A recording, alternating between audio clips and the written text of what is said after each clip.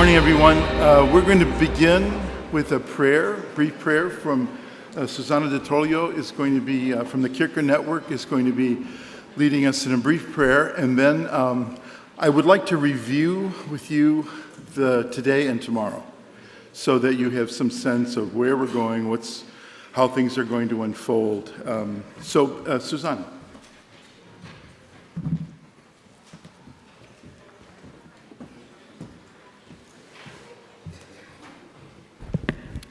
Good morning, everybody. Padre Celestial, hoy venimos a ti para pedir tu guía, sabiduría y ayuda al comenzar esta cuarta reunión de la Asamblea de la IAJU, de la IAJU. Ayúdanos a entablar una reflexión significativa. Permítenos acercarnos como grupo y seguir alimentando los lazos de amistad y espíritu de comunidad entre nosotros. Llénanos de tu gracia, Señor, para que se tomen decisiones que fortalezcan la colaboración y el trabajo en red entre nuestras universidades para un mayor servicio a los estudiantes, al profesorado, al personal, a nuestros países y a nuestra casa común. Señor, que el trabajo que hagamos hoy y la forma en la que lo hagamos fortalezcan nuestra fe y nos traigan alegría. Y que al final de la jornada una dulce sonrisa ilumine nuestros rostros como señal de que hemos trabajado por tu reino. En el nombre del Padre, del Hijo y del Espíritu Santo. Amén. Muchas gracias, Susana. If you will open up your schedule, your program book, to page 7 and 8. Do you want me to put the or not? Yeah. Could you do that?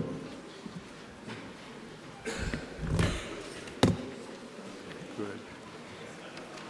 So if you need to make any marks in your program or whatever, I've got it up here, and we can talk you can catch me if you don't catch all this, but this will give you a lot more detail than is here in the schedule. So let me begin by just saying a bit about where we have been yesterday. So we heard from Father General giving us a new call for the next 3 years to work on those issues that he suggested and that are part of his speech. We also heard from actually 4 programs that were launched after the Deusto meeting. Those programs were suggested by the delegates who attended the Deusto meeting, and you heard what they have accomplished in the last 3 years, and we're going to hear from 3 more programs this morning. Those, again, were also issues that were suggested at Deusto. And I say that because you're going to suggest issues for the next gathering in our plenary on Saturday afternoon. So just keep that in mind. So we're going to hear from the Theology and the University Task Force today, and then we're hearing from this incredible panel that's going to be talking to us about environment and environmental justice and about our role in assisting actually the church in helping make universities more contributing to this environmental challenge. After lunch today, we go to the engineering building. And so the question is going to be, how do we get there? And Brian, do you want to tell us how we get to the engineering building? Sure. Good morning, everybody. So, right, we're going to be moving from Robsham, where you've been most of the time. So if you look at your campus map, which was available in your tote, you will see that we're in number 9 right now. We're going to be going to number 13 in the new engineering building for the breakout sessions. So in order to get there, we're going to give you 3 options. One will be to walk. So you'll leave this building, follow the road toward the construction site. When you get to the construction site, you'll see a sign that says detour. And you'll follow that up the stairs. There's quite a number of stairs. but they're very nice stairs. When you get to the top of those stairs, you'll see some signs that say 245 Beacon, again, number 13 on the map, and you'll see a number of signs there. All along the way, there will be, more of us with our hats on to help point you in the right direction so you won't get lost. So that's the walking route. A sort of hybrid of that is an option with elevators. So again, you'll leave here, follow the road until you see the parking structure, which is the purple Commonwealth Avenue garage. You can go in there, take the elevator to the top floor, floor 7, walk back across the parking structure, take a left, and then you'll see there's a straight shot to 245 Beacon. And again, you'll see us with hats on to help guide you there. The third option for those who don't want to walk will be a van that will pick up in front of Robsham and be making circuits and deliver you in front of the building. It's a small-ish van, so it's not a big bus, but we'll make as many runs as we need to get you up there. All right? If you have any questions, come see us at the information desk. Okay. All right, thank you. Don't go too far. Okay. Okay. At the end of the afternoon sessions, there is the prayer service. We decided that we would not have a mass today, but we would have a prayer service. And Dr. Tanya Tetlow is here. I think she's going to be our leader of that prayer service. The prayer service is in your liturgy handout, the booklet here for the liturgies, so you'll be able to follow that. And I encourage you to attend that. It'll be in that building, in the auditorium in that building. So you'll be near the auditorium when you're in your group discussions. Now, if you look at the program book on page 29 and 32, you'll see what the sessions are, the breakout sessions this afternoon. These are giving us a chance to talk more with each other in smaller group discussions. So there's options here. So I encourage you to look at these options and decide where you would like to go. So after you get up there to the engineering building, when you walk in the engineering building, the front of the building, you'll see the sign for where these groups are meeting in that building. So I encourage you to take a look at that and to, get yourself ready for this afternoon. The prayer service is in that building. It'll be about a half hour long. And then following that, you'll have free time until the evening events. And did Brian leave? Yes. No. Talk about the evening events. Talk about the evening Where events. Where do they meet you? Okay.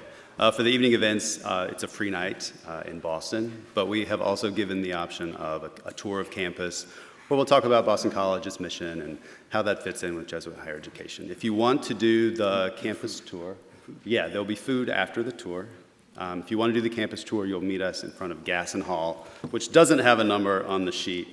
But it's the big building with the tower that Father Leahy mentioned yesterday. It's the iconic Boston College building. There'll be a big statue. It's a big eagle on top of a pole. We'll meet there in front of that at 5 o'clock. Start the tour. There will be 3 stops. So it'll take about an hour, and then we'll meet. We'll all go to dinner together after that. And they'll see that when they go to the engineering building, won't they? Will they see it? Not necessarily. You'll see the tower as you go to the engineering building, but you won't see the eagle probably. Okay. All right. And there's some brochures about that on the table as well. Okay. Then let's talk a little bit about tomorrow. Tomorrow morning, you head back to the engineering building, and you'll meet there in your regional groups. Those regional groups will have a room assignment, which will be posted when you enter the engineering building. And then you'll see what the general schedule is. There are several things we ask each regional group to discuss during the morning. First, and perhaps foremost, is you're going to have a half hour with the general. Now, the general said, I want to listen. I don't want a lot of questions that make me do all the talking. I really want to hear what your concerns are. several of these regional groups, I think Asia Pacific, I think Africa, Madagascar, I'm not sure who else, maybe Aushall as well, have already prepared a presentation of what they think the regional issues and concerns are and what they expect out of collaboration with the rest of the society. So what issues they'd like to see the society take up, or you can ask him what he hopes for the university, but he told you yesterday what he hopes, and he doesn't want to get much more prescriptive than that. So he really wants to hear from you what you think you should be doing, or we can be doing as an association. So you'll see the schedule there. So he's going to be with you for just 1/2 hour. So figure out how to use your time well. Now, what else is going to go on during that morning period from 9 to noon? Of course, you can, thank you. You can leave whenever you want, I guess, but we're going to ask you as a regional association to review what we've been doing here. Again, the panels and reports you've heard are taking advantage of our experts and not bringing in outside experts. That was the recommendation from Deusto. We don't need to hear from all kinds of people. We need to talk and let our own experts get together and then give us advice for our university. So that's what you've been receiving. Do you want to continue that? Is that the way this organization ought to run?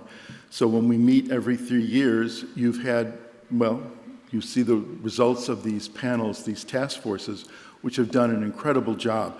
And considering that 2.5 years we were in COVID, they did all of this work through Zoom and through meetings and so on. And the leaders of the task force, I think, have been exceptional in terms of their donation of time and energy and expertise, and along with the task force members. So what issues should we continue to tackle? Questions like how you think this runs are fair, and what advice you would give, because the plenary session in the afternoon is when the president of each regional association will report to all of us what your regional association recommends going forward.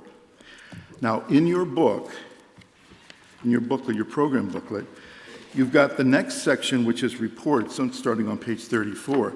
These are reports that have been done by task forces. Should they continue? Should they be taken up again? And then you'll see on page 53, there are proposals that have already been submitted to us for what IAJU ought to be doing over the next 3 years. Creation of a task force on Ignatian spirituality. There's the working group on solidarity with migrants and refugees. They have a proposal here. There's a Kirker proposal on a strategic plan for IAJU. We'd ask you to look at that. What do you think about that? How do you feel about that? Report back in the plenary session on the afternoon. So the morning, there are several questions that each group will take up. IAJU has operated with these task forces. Thanks. So we have the task forces. What should be the emphases, the priorities for the next 3 years? There are a series of proposals in the program book. What advice would you give to the IAJU board on these proposals? Who will be your 2 delegates to the board? The board is made up of 12 individuals, 2 people from each region, and you'll have a meeting with Father General. So those of you that see him later than 9:30 or 9:30 or on, at least have some time to talk about that before. And those of you, looks like which group has to go first? Asia Pacific. You'll just have to be ready when you meet at 9 o'clock. He will start right at 9 o'clock, and Father Christie will move him from group to group. So 2 minutes before he has to be in the next meeting in the next room, he'll be pulled out of the room and brought to the next group. So use your time well. If you have questions, that's fine. He said this again to me this morning. Remember to tell them, I want to hear from them what they think their concerns are. We have a group photo right at 12, we all move out of the building, and we assemble right there on a lawn that's right next to the building to take a group photo with Father General. So that's at 12. And then you've got lunch. And then in the afternoon session, we don't start till 2. We're back here for that plenary. And the plenary, as I just suggested, is run by each of the 6 regions giving their report of their discussions in the morning. The closing Mass. The closing Mass is, do you want to talk about where that is? Sure. So Mass on Saturday will be in the Margot Cannell Recreation Center, which is number 10 on your map. It's relatively close to here. You would have passed it if you walked to the banquet on our first day here together. So it's number 10. You'll walk out this way, down the straight path, again, like you did after Mass the other day, and it's on the first level, so it's close by. All right. And we'll have our hats guiding you along the way. Okay. The banquet location, Brian, back to the table. The banquet location? The banquet location is going to be the same place where we have dinner tonight. So if you come to the tour, you'll be very familiar with the building. It's number 14 on your map. So it's the furthest building away. We'll guide you there, and we can talk about a walking path tomorrow, so we're not overloading you with details right now. But we'll also have the van option to run after Mass to the banquet. All right? Great. And we'll talk tomorrow about walking. Yeah. And then, if you were here last night or late afternoon, we had the presentation of 6 winning films of students. We had a contest, and the films were, I think, fantastic. It was a really terrific time to see those films. They did a great job. There were about 60 fully complete submissions. I think 120 or so applied. We chose the top ones. They're going to be available for people to see. It was a wonderful half hour of seeing these great little 5-minute films that students had made. And the top winner was from a student at St. Joseph in Beirut. There were 2 from university in our university in Brazil, and there was one from Iteso in Mexico, and there was one from Loyola Andalusia in Spain. So congratulations. We're introducing another feature of IAJU, which is we've asked each region to nominate an outstanding person for a medal that Father Sosa will give at the banquet. So there's going to be 6 medalists presented. The person who's made an extraordinary contribution to Jesuit higher education in your region. The associations nominated, or individuals on the board nominated those. One was selected from each region, and Father General will be presenting those St. Peter Canisius medals tomorrow night at the banquet. So that's the overview of the next 2 days. I'm taking your time. I'm very sorry. Nancy Duckman and Dr. Michael Shook are here to start this panel on the tremendous work that they've done on Laudato Si. Okay, thank you.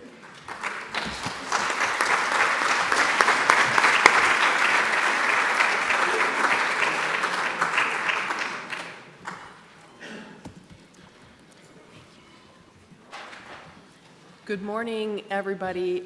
Thank you for being here, and thank you, Father Garanzini, for giving us that background about today and tomorrow. My name is Nancy Tuckman. I'm an ecologist, and I'm someone who's very concerned about the environment. And I'm from Loyola University, Chicago, and I've been there for 32 years. I used to be embarrassed to say that, but now it's sort of a badge of honor.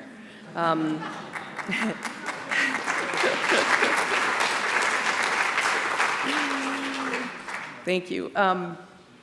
So I would first of all just like to orient you to what we're going to do now. I am a co-chair of the IAJU Environmental and Economic Justice Task Force. And we've been working on the Laudato Si platform in joining the journey, the 7-year journey towards an integral ecology. And I've been working closely with Michael Shook, who's my colleague. Michael is a theologian and ethicist also at Loyola University, Chicago. And he's been running the working group for the dicastery that involves all Catholic universities around the world. About half of the people on his working group are from Jesuit institutions. So I would say the IAJU is really taking the lead on this, and certainly with Michael as the captain, being another IAJU member is very important. And then I would like to introduce the other people that are on our panel. Maria Eugenia Iberaran is from Puebla, Americana Puebla, and she is also a member of the EEJ task force. And then the other folks that we've invited are people that we've invited as kind of guests to the task force to share with us how they're joining this journey towards an integral ecology and what they're doing at their universities. So we are going to be hearing next from Shinyare Opara and Alice Kaswan, and those are the two people that are representing the University of San Francisco here in the US. And then to their right is Father Roberto Yap. He is a Jesuit and the president of Ateneo de Manila in the Philippines. And just to his right is Father James Campbell, a Jesuit president of Hekima University College in Kenya. So we'll be hearing from each of them sort of case studies of what they're doing at their universities to get into the Laudato Si journey, and then sort of what their plan is going forward. So I just want to, I'm here with my spiel about the earth being in crisis, and that this crisis is very urgent. And I know that we're talking about a lot of crises here, and every crisis is urgent, but if we don't fix this one, all the others are going to be, really sidelined. We're going to be in a constant state of emergency with storms and droughts and floods and migrants that are being pushed from their areas. We have basically until the end of this decade, until 2030, to get this whole world off of fossil fuels if we're going to maintain a warming of just 2 degrees. We're already past the 1.5 that the UN set in the Paris Accord. So now we're trying to hold it at 2 degrees Celsius of warming. We're very close to that now, and this is a really urgent issue, and all of us, I think, should be participating. In addition, it's the top concern of Generation Z, the freshmen that are coming into our universities. When they were surveyed, they said that climate change, pollution, and the loss of natural resources are 3 of the top 4 concerns that they had, the 4th one being terrorism. This is on their minds. They feel a heavy burden. Many of them are experiencing climate anxiety and climate depression because they see that the world is kind of blowing up, and they don't see us doing enough about it. So this is something that I think we need to really attend to for our students. And this is also one of the UAPs, accompanying our youth to a hope-filled future. How can their future be hope-filled if we just keep dumping more and more pollution into the atmosphere and driving climate change? And I also believe that our universities have a responsibility to steward creation because of our Jesuit and Catholic heritage, but to educate our youth towards environmental and social justice. And then finally, I feel that we have a responsibility to support Pope Francis. I mean, honestly, he's one of the world's greatest leaders that we have ever had, and if we aren't out there supporting him, it's going to be the bulldogs from the far right that are going to be eating at his ankles and pulling him down. So he needs to have support from all of us, and I think that this is an important agenda for our universities. I'd like to now show you a video where I'm going to have Ignacio come up and run the video. And this is just some students and some students that we involved in. Mick O.Y. actually made this video for us, but it tells you a little bit about the student perspective.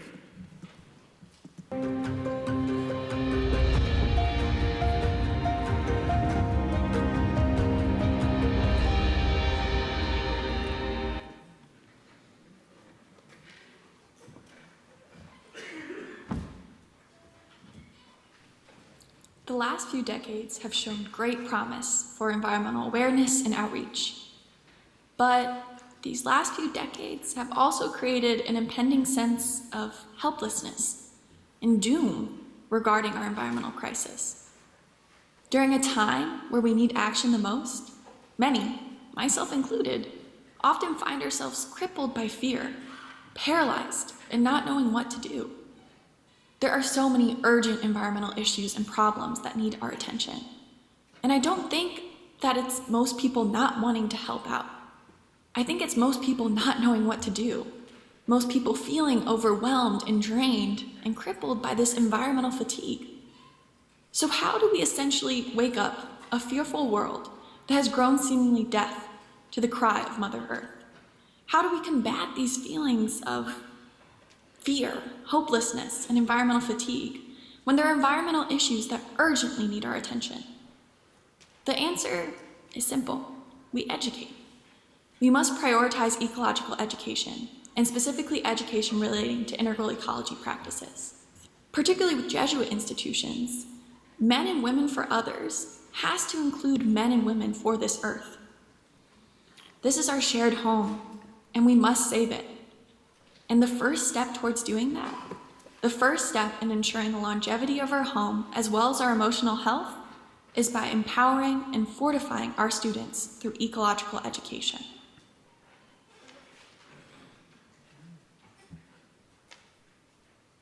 To spur this action, the dicastery for promoting integral human development is inviting all people of goodwill to join Pope Francis's 7-year journey toward integral ecology. This journey project is designed to take all of us from where we currently are in our sustainability efforts to even greater levels of care for the earth and human society. How does a university commit to the journey? After university presidents have been fully informed of Pope Francis's 7-year journey project, they are invited to sign a commitment letter. Their institutions will have the distinction of being in the first cohort on the journey. Join the journey. Answer Pope Francis's call. We need a new ecological approach that can transform our way of dwelling in the world, our styles of life, our relationship with the resources of the earth, and, in general, our way of looking at humanity and of living life.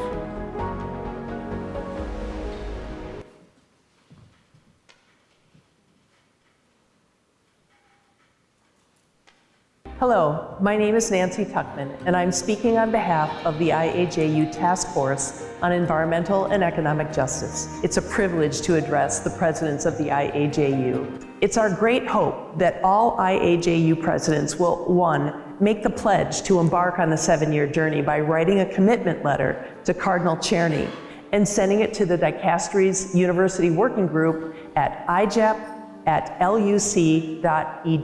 Second, enroll in the Laudato Si 7-year journey by going to the Laudato Si Action platform and completing the university's self-assessment enrollment form. Thirdly, follow the Pathways website roadmap. And if desired, partner with a sister university to embark on a transformative journey toward a more just and sustainable world. Thank you.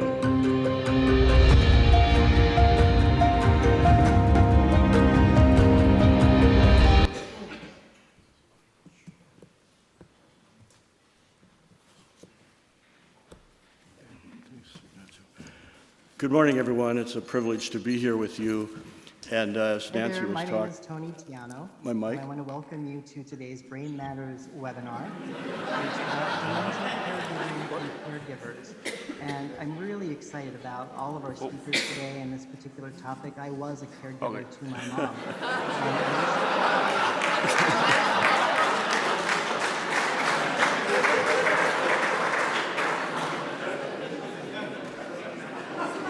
Okay, that's what we can.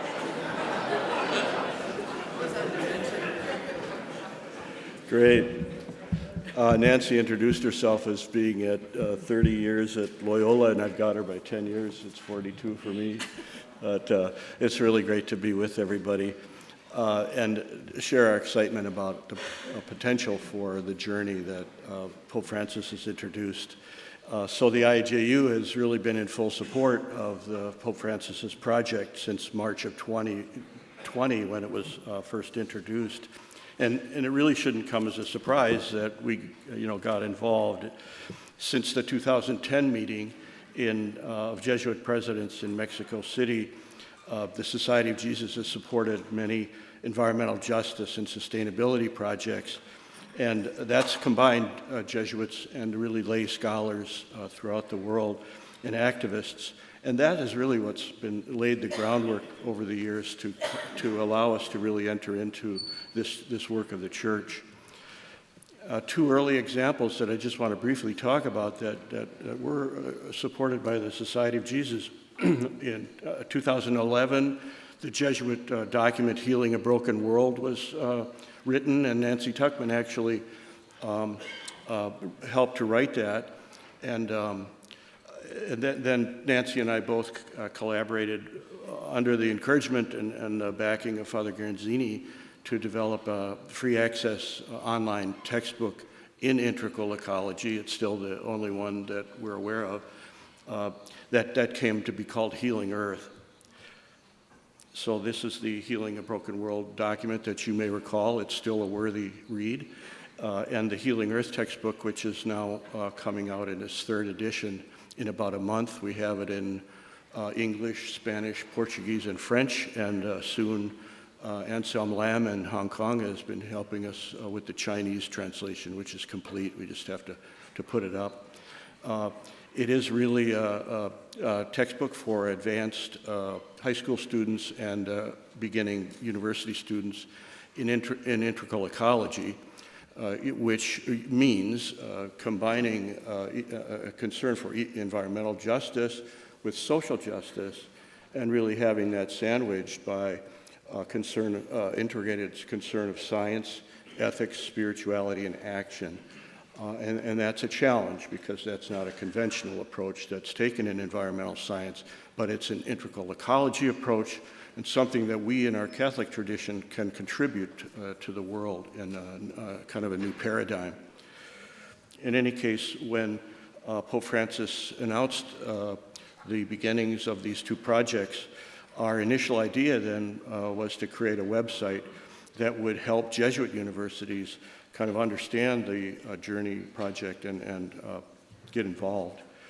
So by September 2020, we had a team of about 21 people from 15 universities and 10 countries, and we began building the website together collaboratively. And that produced the first draft of University Pathways in March of 2021. Then, in May of 2021, the Vatican Dicastery for Promoting Integral Human Development, which was kind of the home base for the project, asked our team to take charge of the university sector of the Journey project for the Universal Church. And so by March of 22, we and the colleagues from other non-Jesuit universities, particularly the Lasallians and the Salesians, great groups really working on it assiduously at environmental issues. We delivered a complete University Pathways website to the Church, and it's been approved for use by all Roman Catholic universities on the Journey. 41 of the 77 people on the working group, Nancy already mentioned this, are from Jesuit universities. So I really think that, looking at it that way, the IAJU and its members really constitute almost half of the Church's workforce. supporting Jesuit and non-Jesuit Roman Catholic universities on the journey worldwide. And IAJU support for the Vatican Dicastery has been an important contribution to the Church. However, the principal focus remains in our Environmental and Economic Justice Task Force to really encourage Jesuit universities to join the journey and support Jesuit universities in that process. So what is this journey, and how does Pathways help? Really, to put it very simply, the journey is an integral ecology amplifier. We need to make this change to a new paradigm. We don't have a lot of routes to take. This is one route to help us to do that. If a university wants to boost its work on environmental sustainability in a way that expresses the unique Roman Catholic and Jesuit charism, Pope Francis's 7-year journey is a perfect tool to work on that together.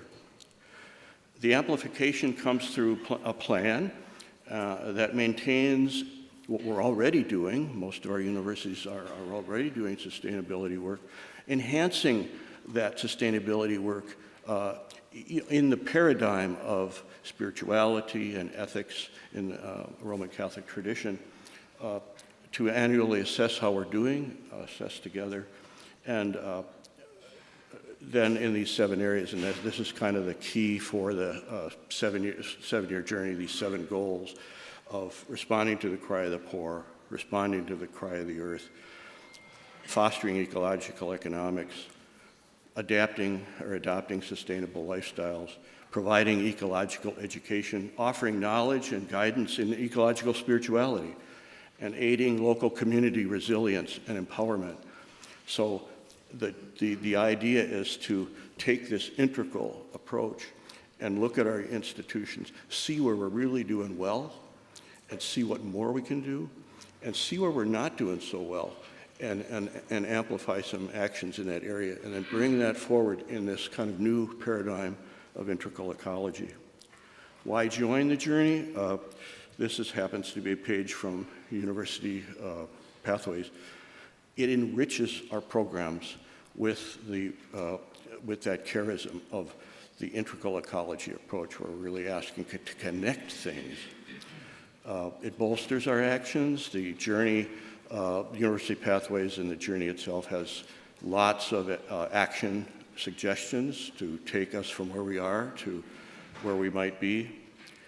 Most sustainability programs in that we're all committed to STARS, green metrics, the SDGs, don't have really attention to the spiritual dimension, and this is an added value to the journey, bringing that to our consciousness and asking us to attend to that in our work. And then the opportunity for making global partnerships with Catholic universities, Jesuit and non-Jesuit, around the world on this journey. How does Pathways help? Well, I mean, you all know how websites work. There's a homepage, and we have really on our homepage a lot of student videos. Students are excited about participating in this, and maybe for the first time in their lives being able to identify their work with the Church, and seeing gaining some real traction in their own lives with that possibility. We have a little history of the journey itself and the steps to take and kind of the details here. The core is the 7 goals, and in the website we talk about each. I'll say a little bit more in a minute. And then the alignment of our work to the SDGs and the 7 goals, the UAPs and the 7 goals, and journeying. Let me just, this is an example of, say, happens to be Laudato Si Goal 2, responding to the cry of the poor. And for each of the goals in the University Pathways, there are a number of outcomes that you may consider in your university to pursue, ones that you're already pursuing, maybe new outcomes you'd like to pursue, and then action examples. And we're all in different contexts. Some of our universities, I know working with universities around the world, there's some universities that are just really beginning sustainability work. Others have been at it for a little while, but would like to do more. And then there are universities that have been at it for quite a while. So we have actions kind of modulated for different contexts, whether it's beginning, mid-range, or advanced. Just action examples to help to fertilize our imaginations as we think about how we can participate in the journey. Align and add, this is where we have in the website, if you're, we're already in following SDGs, or we're already in green metrics, or we're already in stars. We have a section here where you can look at the each goal of the journey and align it with, see where you're already doing good work on this goal, given your work in stars. Each goal is linked to that. And then also if you're using the first one is SDGs, the second one is stars. We have a similar kind of, you can see where the goal lines up with stars metrics. And then finally with how to look at the journey in terms of the UAPs. We have a map in the Journey Together portion of the website that points out all the universities in the world on the journey. You can hover over the pin, see the university, get a contact information. We want to build partnerships and relationships as we move along to really partner in the project. There's currently 132 universities committed to the journey. It may not seem like many, but our approach has been to engage each university so they commit, and it's a commitment to a partnership. So we get to know, it's been a privilege to get to know so many university people around the world that are working so hard at environmental sustainability. So we're taking it kind of, we're taking it a bit, probably too slowly for Nancy actually, but 52 of the committed universities are Jesuit, and according to the IAJU website, which I'm going by, there's 192 Jesuit institutions of higher education around the world, and we hope that 140 Jesuit universities that are not currently in the journey will join and become part of this project. I really, really want to thank the 52 universities that have, Jesuit universities that have joined. It's just been a marvelous privilege for me to get to know the people that are on the journey from these universities. And it's really been a joy working with everyone, and we really look forward to deepening our relationship with you, the 52, and hopefully with more of you as you come in and join us. Thank you.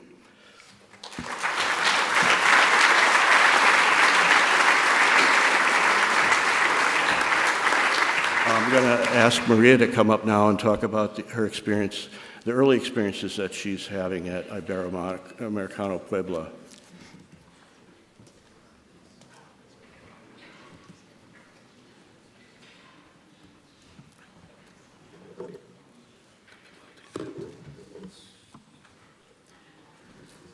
Good morning. So I'm going to present what we have been doing at Universidad Iberoamericana Puebla.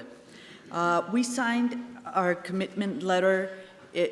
First we presented the project to the board of the university in October 2021, and the president of the university started initiating a group. So we looked for people throughout the university.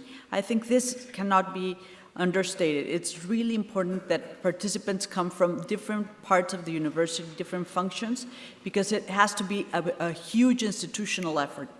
By December, we had already integrated the Laudato Si team, and we started working this January on this. The participants come from all areas, as I was telling you: Ignatian formation, academics, finance, outreach, communication, students. And in this case, we are two coordinators. Olivia Quiroz and I and myself are the coordinators because it involves a lot of work.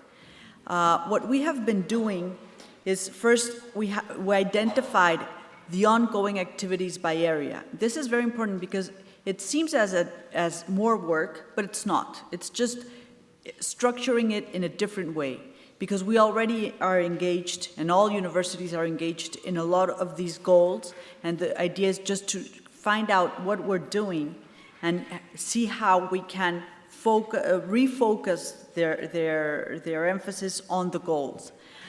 We also had to identify a lot of key issues. I'm going to show you exactly like which ones were the important ones.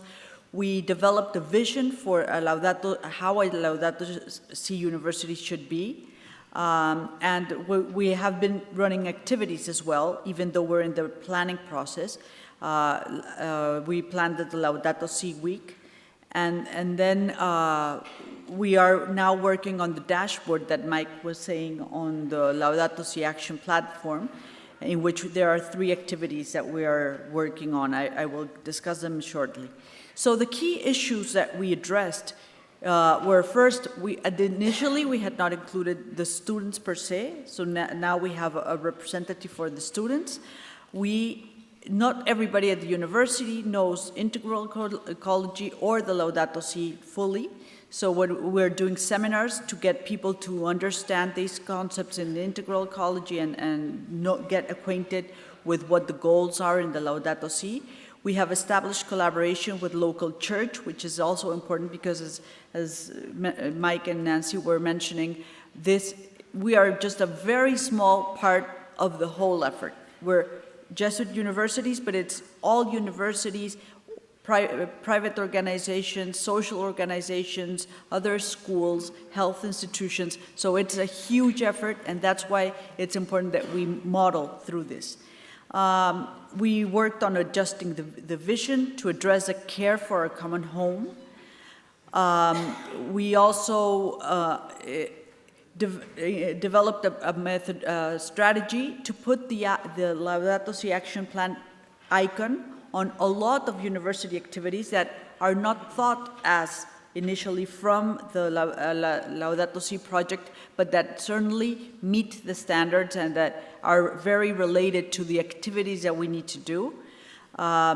We addressed the short and long-term financing issues that are also important, and we are now promoting the concept of Laudato Si Action Platform and how we're working with it with the university, and we are integrating it into the university campaign, for example. That's a good way to give it a lot of visibility. As for the vision of the Laudato Si University, we wrote this, in which we are including all the concepts of Laudato Si.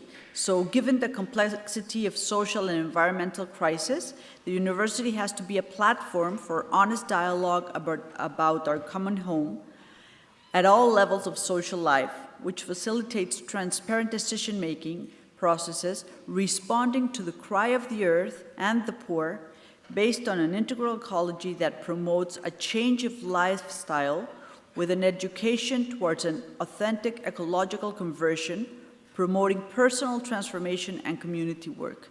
And I think that this is a way that we can start thinking about activities and thinking about decision-making within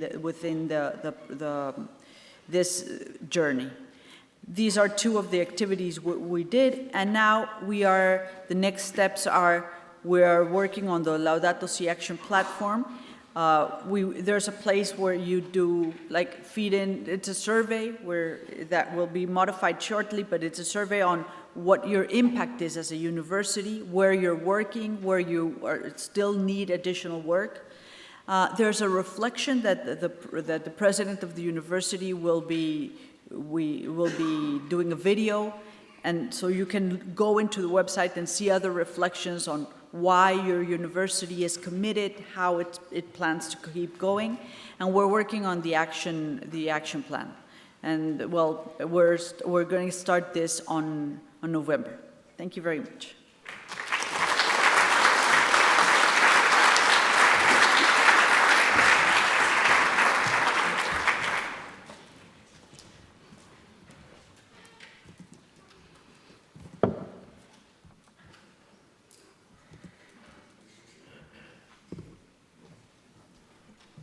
Good morning. My name is Chinyere Opara, and I'm the Provost and Vice President of Academic Affairs at the University of San Francisco. Allow me a moment to welcome you into my Nigerian culture with a little greeting. So in a Nigerian context, we would say, Kedu, and you would respond, Adema. So Kedu would be, How is it? Adema would be, it is good. It is with God. So can we do that? Okay, so kedu. Kedu. Now I can begin. So let me start by acknowledging the indigenous lands that we stand on here today, by acknowledging the Wampanoag, the Paukatit, and the Massachusetts, and all of the other tribes that are the original stewards of this land. This work that we do here today is rooted in a crisis that began with colonization. Indigenous peoples of this land, the United States and beyond, have historically stewarded the land in a sense of deep respect and care and sustainability. And so we understand that the work that we do has to begin with a journey of reconciliation with the indigenous peoples of which we are in community and on whose territories we reside. And so at University of San Francisco, we always begin our remarks with an acknowledgement of the indigenous land that we stand on. So I want to say a couple of words about our context so that you understand where we are coming from. So in San Francisco, we occupy one of the most beautiful places in the world. We live in a place of incredible biodiversity. We live in a place with incredibly beautiful oceans. We are honored to be the home to the giant sequoias and great majestic redwoods, that some of which have been here for 1,000 years and more. And yet, we realize that we live also in a place of incredible ecological fragility. So I wanted to show you these images because these are the kinds of experiences that our current students have most recently experienced. All of these images come from 2020, when, as you know, wildfires due to climate change ravaged California. And so here on the bottom right, you see the General Sherman. This is the world's largest tree. It's located in Northern California. It stands at 275 foot.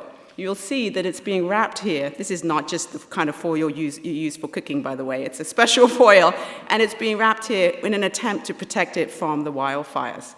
So these trees typically have been fireproof, and yet, because of the changes in the way in which we take care of our land, away from traditional indigenous practices of regular burning away of the underbrush, they are now at risk. At the top, you see destroyed trees. We lost about 1 in 10 of our majestic sequoias in these tragic fires of 2020. Over here, you may have seen this on the news, or you may not. This was known, it's September 9th, 2020, as Orange Sky Day. It was a day in which we all woke up in Northern California, and the sky never changed from this all day long due to the amount of ash in the air and the amount of pollution. And so our children were sheltered at home. They couldn't go to school. Our universities had to shut down. We began to pivot, our online pivot. So we understand in California the really visceral impact on our young people of the climate crisis and disaster that we're all a part of. At USF, as you can see, our journey also has included a recent revision of our mission statement, and this was very much crowdsourced. The whole community was involved, and at the center of it, caring for our common home and recognizing the indigenous presence and role in that. Here you have some of our amazing dons, our students, and just a reminder, as we were told, that the students of today who are entering in, the prospective students and current students are passionate. We call them the sustainability generation. They care deeply and they hold us responsible, and they have high standards for the work that we're supposed to do. So at USF, our work didn't just begin with the Laudato Si. Our father, Paul Fitzgerald, who's our president, began at USF in 2014 and has been an absolute ardent champion and advocate for this work. And so we have a story here. Our climate action plan was launched in 2014, a great journey towards carbon neutrality, solar power, water use reduction, and so on. We acquired the Starroot Farms, which is the state's oldest continually operating organic farm. And it's a space in which our students and our faculty can collaborate in environmentally oriented actions as well as research. Our mission priority exam journey took place this last year, and Laudato Si was a central part of that conversation. We recently launched our strategic plan for 2022 to 27, and in it, we talked about reimagining Jesuit education with environmental sustainability at the center. of a global Jesuit education. And so all of these pieces are part of the journey towards Laudato Si for us. So in this context, you can understand that we have been very keen to be part of this from the outset.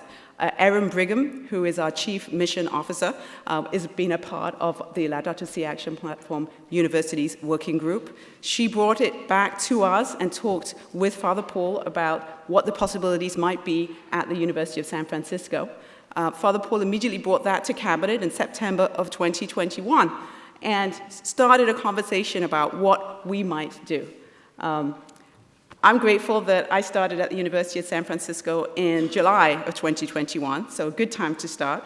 And as soon as this conversation arose, I was excited to get involved because one of the reasons I joined the University of San Francisco is because of the track record around environmental sustainability and that deep commitment. And I was excited to partner with all of our university constituents. And so the Lane Center for Catholic Social Thought and the Ignatian Tradition is also headed up by our Chief Mission Officer. And so it was a great space to partner with the Provost's office on this. And so we initiated a campus-wide invitation to participate in our environmental justice journey. And I just wanted to read you a few words from the invitation we sent out to campus. And this was my note.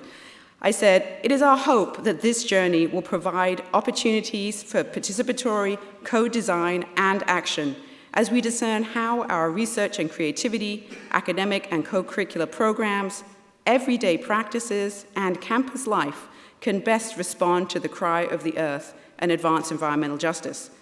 USF's Laudato Si Action Plan Working Group will survey and report on current initiatives, convene listening sessions with USF and local communities, and draft an initial 3-year plan. After 3 years of action and reflection, we intend to pause in order to examine our progress and refresh our commitment with a second 3-year plan." And so we felt that this pedagogy, or this Jesuit pedagogy of action, discernment, and reflection would be best used by this approach of 2 3-year plans with a pause in the middle. Last thing I want to mention is that the importance not only of presidential advocacy, provost buy-in and support, and a support from our Chief Mission Officer, but also recognizing that there are real concerns on campus about engaging in this work. And that was largely to do with the pandemic context. One of the questions that I was asked is, how can you put out a call for people to do more work when they're already burned out and exhausted, and we're in the middle of asking them to pivot to high-flex modality? And so isn't the priority to teach our students during a crisis and not to pull away resources and people power to a mission-driven initiative that perhaps could wait a year? Well, we all know that the climate crisis can't wait a year, actually.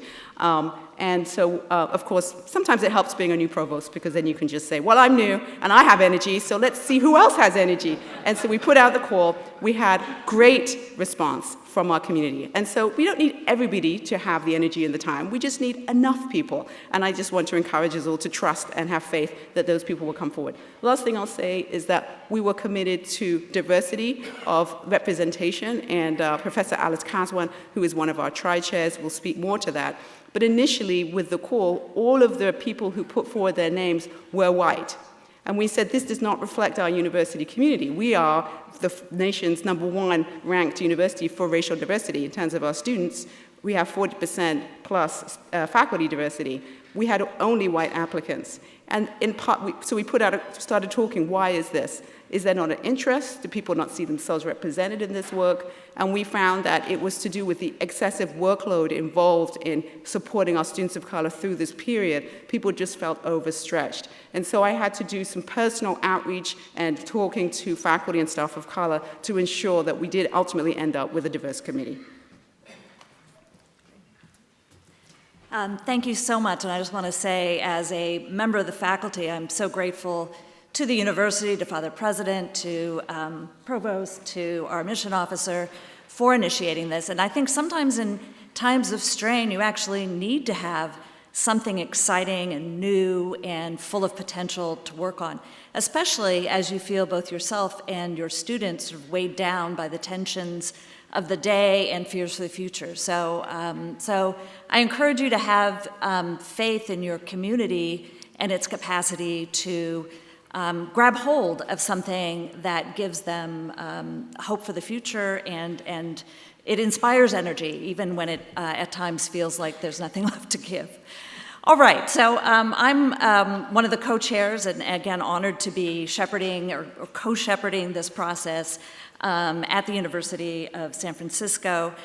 We've got 10 faculty on our working group. We have 3 students. I anticipate that will increase somewhat, but in our initial phase, we have 3 students and 10 members of the staff, for a total of 23 people to date. We will be working on community membership as we move forward in the next year.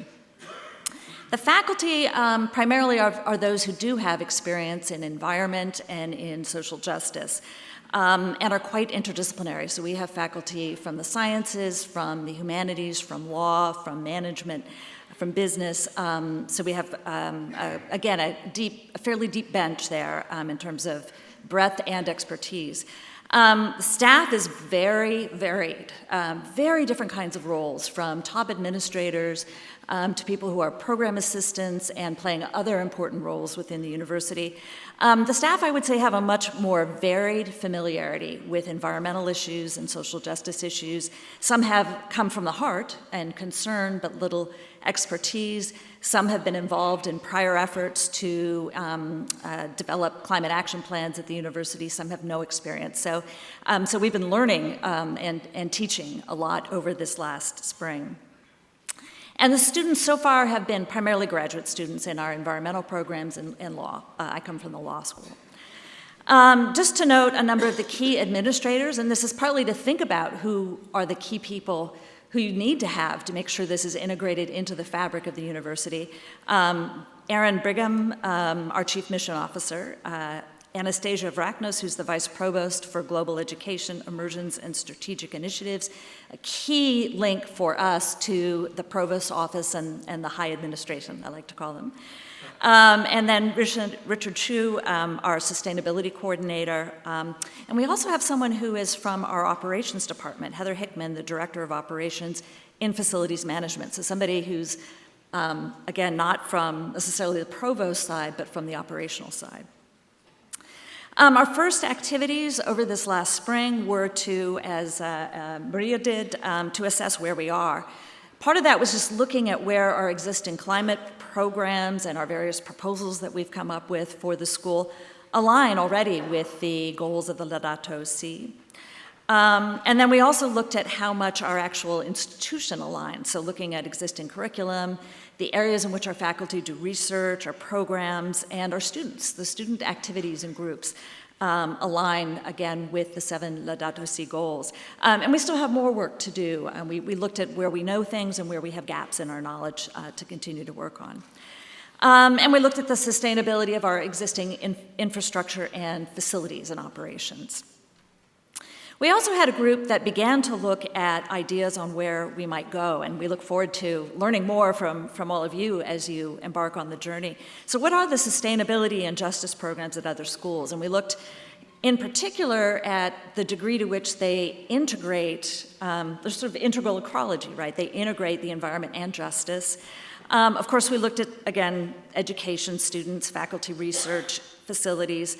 And we also looked at and are continuing to look at institutional structures. How do you structure this initiative within the fabric of a university in terms of how do you make it stretch its tentacles, I'd want to say, and have both a heart and a focus that is within the administration and that also reaches out. And I'm going to be very interested in how that evolves within USF.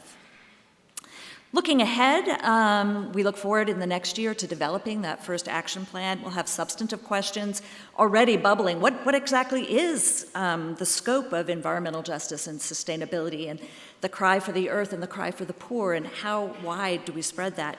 And when we're doing our action planning, how much do we sort of try to do everything versus digging deep? And knowing that we can't do everything, what should our priorities be? Those are all substantive questions we'll be looking at. And then procedurally, process-wise, we're looking forward to engaging our larger community. We're already I'm already setting up a meeting to be thinking about Global Climate Week in October and how we can bring the Laudato Si to that as a way to introduce our efforts to the entire community, how we do focus groups and other efforts that engage the participation of all branches of our university. And then we also want to make sure we're doing ongoing communication with leadership. We as a working group don't want to come up with a lovely plan and then take it to our leadership and say, what do you think? And then find that it doesn't mesh. So we're going to want to make sure we have all those lines of communication going both up and down from our working group. And I thank you for your time. Lastly, feel free to reach out or to have people from your university reach out either at today's working group or later as you're working out. I'm happy to offer whatever wisdom we can. So thank you so much.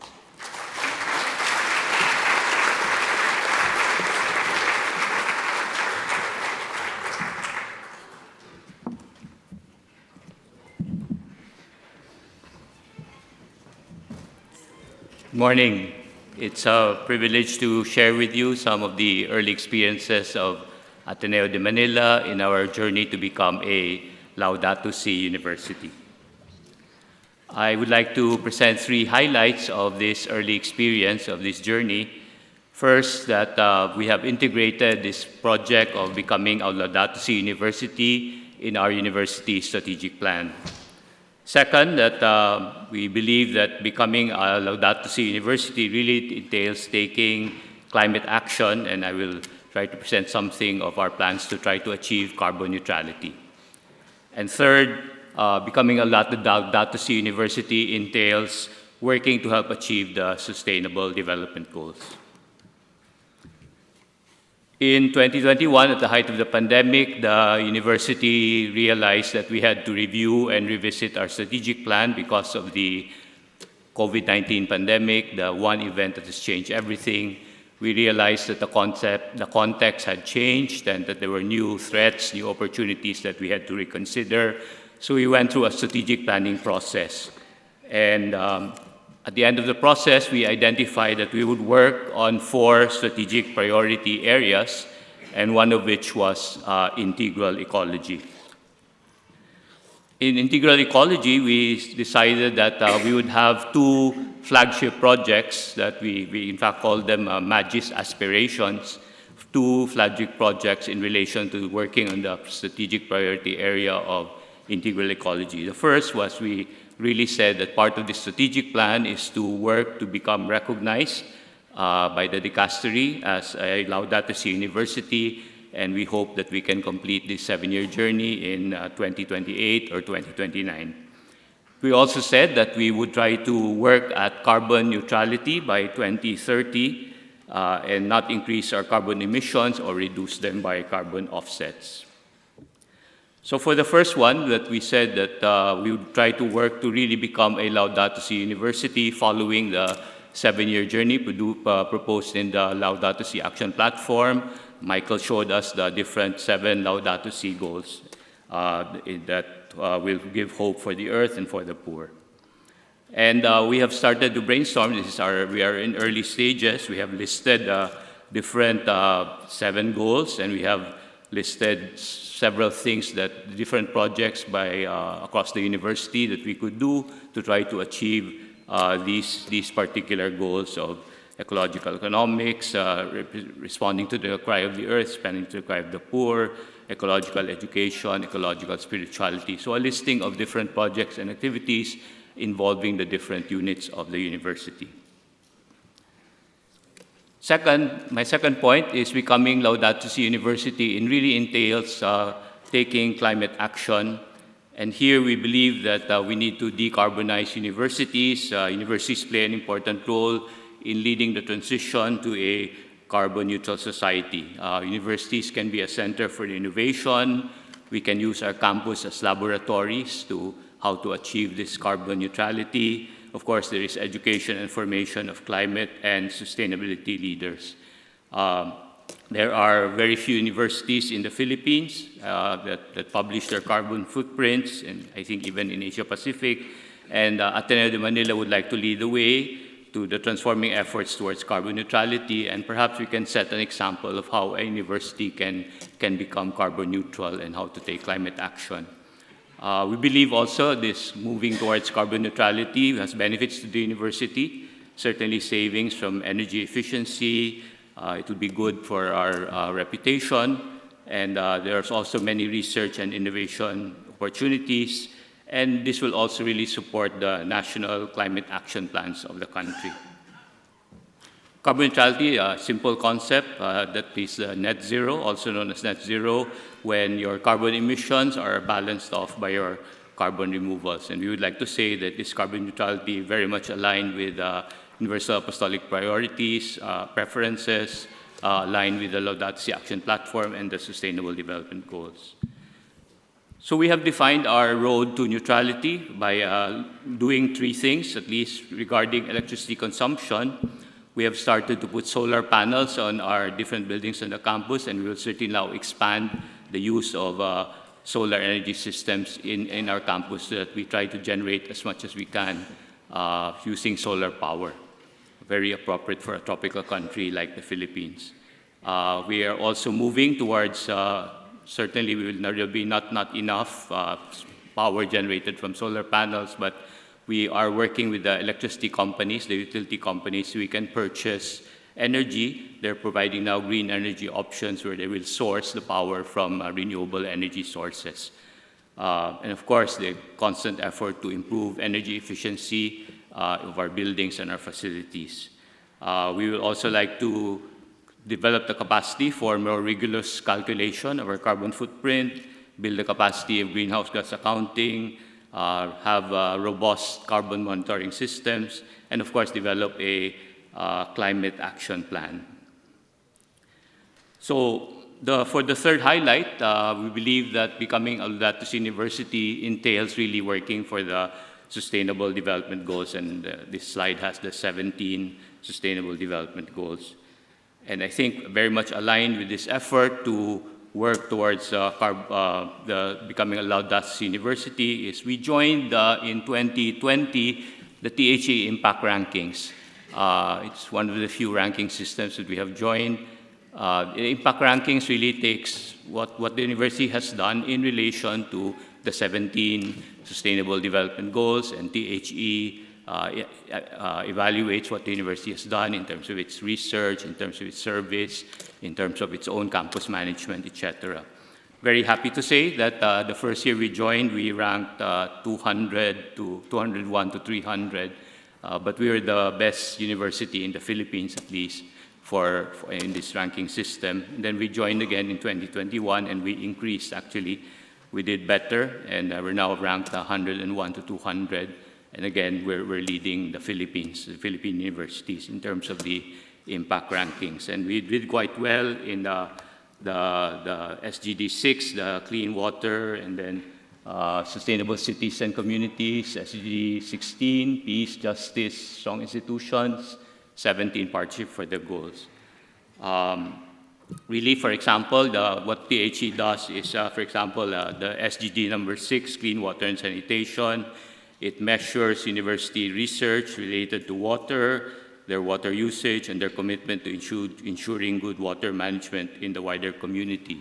We ranked well there, 48 in the whole world for SDG 6. And here, for example, we had research related to water. Our researchers had a quality monitoring system for groundwater use, and they did a research on that and published. For our own water usage, we submitted our efforts on how we are trying to deal with our wastewater management inside our campus and how to make it environmentally friendly. And then ensuring good water management in the wider community, we showed a project that we worked with the Village Association in developing a solar-powered system for their water supply. So again, we decided to join the THE Income Rankings to really see how we have done in trying to help the promotion of the Sustainable Development Goals. So again, three things that of our early experience so far with this journey to become a Laudato Si University. One, we have integrated in our strategic plan Number two, we are certainly taking climate action and trying to move towards carbon neutrality. And number three, we will continue to work as best as we can in trying to achieve the Sustainable Development Goals. Thank you for your kind attention.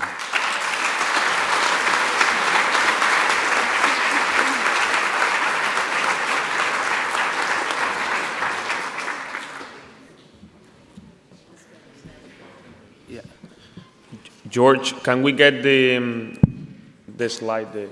Great, thank you. Thank you. Good morning. I don't have a PowerPoint display for you. There's no pictures to look at because I wanted to look you in the eye. I wanted to see, particularly up at the back there, yeah, I can see you. I wanted to look you in the eye because we have a vision. We share a vision. And it's one that struck me when I was even younger than I am now. Do you remember the space program? Do you remember when the Apollo craft emerged from behind the dark side of the moon? The great album by Pink Floyd, of course. The dark side of the moon. And you saw for the first time in our history the Earth rise. Do you remember that? Do you remember that big poster? I had one in my wall, along with other posters, but I won't talk about them. The Earthrise, this globe of blue and white, with the great vastness and blackness of space. And there, for the first time as a species, we saw where we lived. We saw our common home. We could say to ourselves, my goodness, I haven't seen that before. Is that where I live? Is that where we all live? Look how fragile it is. Look how beautiful it is. And we saw, and we recognized, and we loved. And I remember one of my great confreres, Pierre Teilhard de Chardin, talking about the emergence of a sort of global consciousness, the emergence, the development, the achievement of global recognition, of awareness. And this, to me anyway, was one of the main features of our coming to realize, yes, we are in a global community. We are in a global community, a global communion.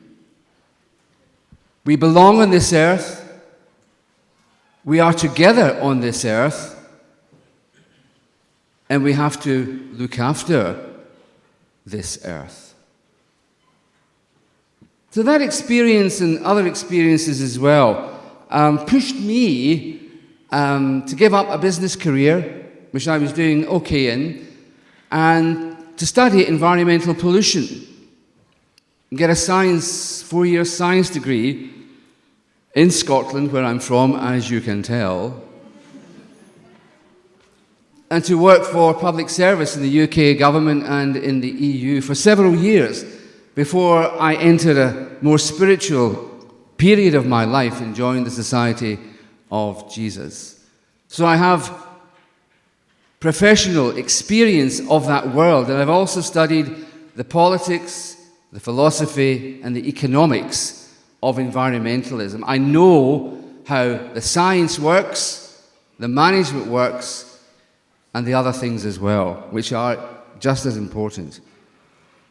And so at Hekima University College, which is in Nairobi in Kenya, I have tried to apply that small background of my own and align it with the vision that I had of the Earthrise and what our responsibility is, how we can look at this beautiful planet, which Pope Francis articulates so well in Laudato Si, how we can look at that and say, what is my responsibility?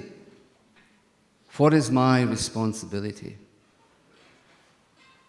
And of course, we have a number of different programs in our relatively small college, nothing like the size of the great universities you have heard from, but we do our best in a country, in a continent, which has been, shall we say, with a capital E, exploited, damaged, torn apart, both internally and externally, is currently being influenced by major players such as the Chinese, the Russians, the Japanese, having been previously damaged by so many other people from outside its shores and outside its boundaries. But now it seems to me, having been there for a few years anyway, it's time for people to recognize Africa's importance. It's a huge, huge continent, vast continent. I had no idea until I flew from Nairobi to Johannesburg on a 737 with big engines and a full aircraft. I thought it'll take 3 hours, maybe 2.5. No. 5 hours. 5 hours. Another hour or so I could have been in Amsterdam if I went north. It's a vast continent full of tremendous resources. Precious minerals which are in each one of your smartphones come from Africa, Botswana, DR Congo. In Kenya, we too have great resources. 15% of the gross domestic product, 15% comes from tourism. It is so beautiful. It is so glorious. It is so diverse. We have to protect that. We have to sign up to the Laudato Si program. Please make our contribution to protecting this planet. At Hekima University College, we've put several systems in place. For example, in our Master of Theology course, we are a theological college. We are the largest English-speaking theological college on the continent. Well, in that MTH course, we have a compulsory option on environmental ethics. Compulsory. You've got to do it. You don't do it, you don't pass. And then you've got to come and see me.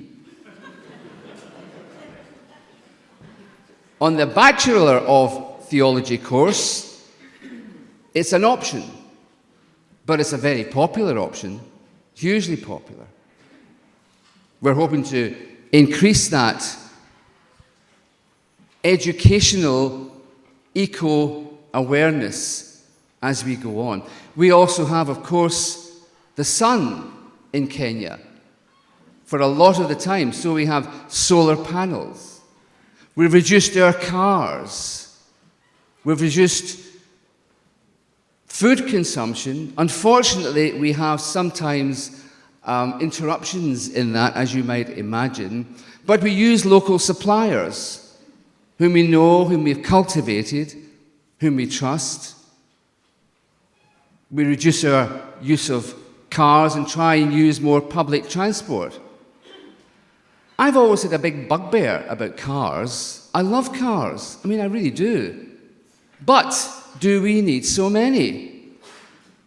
Do we need electric cars, hybrid cars? Well, okay, but I think we need fewer cars, less cars, more use of public transportation. What's wrong with that? Most cities have great public transportation. Why are we using all these materials? Do you want to hear a song? Going back to my younger days, who remembers James Taylor? Hands up. Who remembers James Taylor? The great singer-songwriter from the 1970s. Well, he had an album out. Can't remember the name of it. But it was a song called Traffic Jam. If you want to see a traffic jam, come to Nairobi. And he sings, well, let me sing it to you. Damn this traffic jam, how I hate to be late, hurts my motor to go so slow. Damn this traffic jam, the time I get home my supper be cold. Damn this traffic jam. Well, I left my job about 5 o'clock. It took 15 minutes to go 3 blocks, just in time to stand in line with the freeway looking like a parking lot. Clap. Damn this traffic jam. How I hate to be late. It hurts my motor to go so slow. Damn this traffic jam. The time I get home my supper be cold.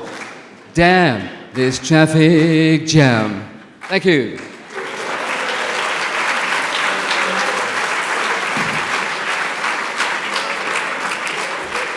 Sorry, I haven't finished yet. No. Just one thing before we go, please. One thing. I'm from the great town, the great city of Glasgow in the west of Scotland. Yes, thank you. And the COP26, I think, the COP26 meeting was recently held there. And I sort of thought, well, that's great, because that's where I started my own environmental journey. What does COP stand for, I said? What is it an acronym for? And I was told it's Community of Partners. Community of Partners. Well, that's not my acronym for it.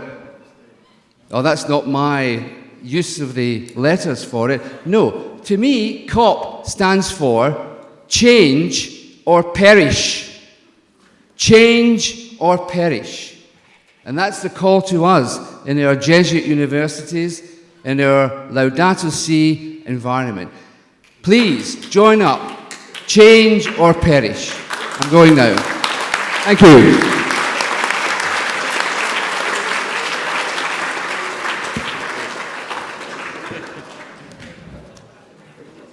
That's a hard act to follow. My name is Jim Keenan, and as one of the hosts here, I wanted to say something about this afternoon's tours that we're doing at 5 o'clock that will meet at Gaston Hall, where the tower is and where the eagle is on top of a big pole, the footprint of the university. And I'm making this announcement because more than half of the membership of this conference have signed up for the tours. So we're all set. They're going to be in different groups that are going in round robin to 3 of the buildings where they'll meet major administrators and faculty at BC to see what BC does, and we're very much looking forward to that. The main thing that you have to do is to show up at between 4:50 and 5 o'clock. 4:50 and 5 o'clock. Show up to Gaston Hall, which is up the stairs on the middle campus.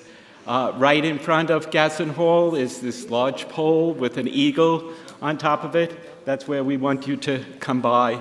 And we will give you a card. You need a card to know which group you're going to join. It's very easy, and you'll be taken around. And then at 6:30, when the tours are done, we'll be taking you right from there to McElroy, where we'll be hosting a dinner. So we're hoping that you can come. We've been really looking forward to this as the only real event in which we can introduce you to more than a presentation here, an actual in-person encounter with the university. So thank you. And Brian?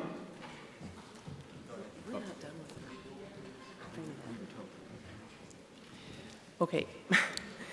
I'm coming back just to wrap up the environmental and economic justice in just a couple of minutes. So very quickly, I just want to show a recap. What was done from Bilbao to Boston. We achieved the Pathways website roadmap, and also that 52 of our 192 Jesuit colleges have joined the journey. We're going to be talking more about it and giving individual help. If you're interested this afternoon at 2:15, come to room 107. Moving forward, we really have a vision for this task force that all of the IAJU schools will join the journey and help us move towards an integral ecology. If we did that, just think of the project. It could be the largest project that we've ever done in our Jesuit universities if everyone joins and does this sort of at the same time. It's really exciting to think of how it gets amplified throughout all the sectors that are embarking on the Laudato Si journey, not just universities, but all of these 7 sectors together. And then finally, what our vision is and our proposal for the time between now and our next assembly is that as schools build out their journey and begin their journey and start doing their work, we would love to hold a poster session at the next assembly where everyone can bring a poster and show what they've been doing, and we can walk around through the posters and share best practices, share things that have worked, help people along. And so that's really where I want to end it. I just want to thank all the people that have been on this committee, certainly Mike Shook for leading the committee, and then all of the inspirational leaders from Father Adolfo Nicholas to Pope Francis to Father Garanzini, Arturo Sosa, and also Joseph Christie. We do have one more talk. And this is the inspirational paradigm for Jesuit business education. It's another new task force, and Nikki's going to come up and give us a presentation on this, and he's going to try to make it really short. And I'm sorry for going over.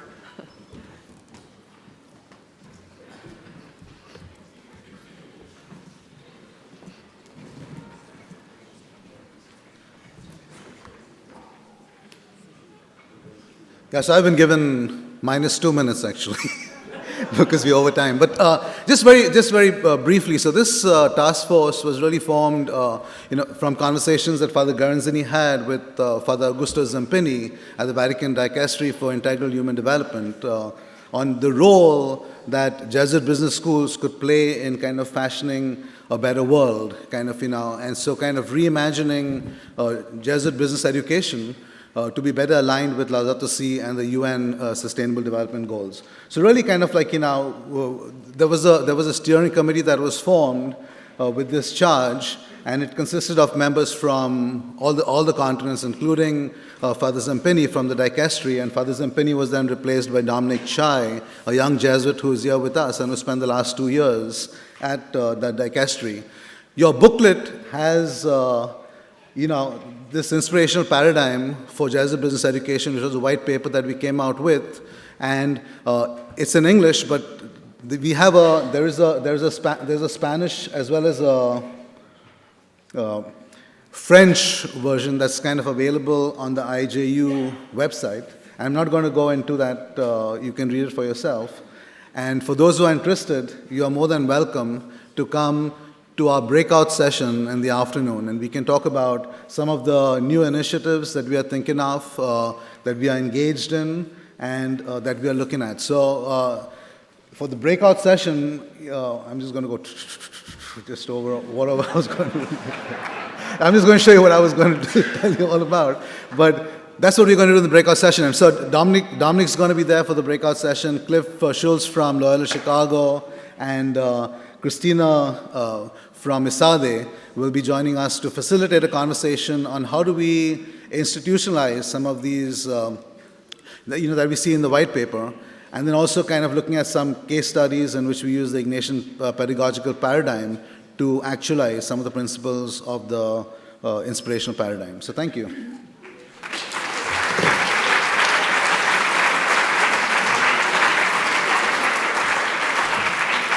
Thank you all so much, and now we're going to have a break.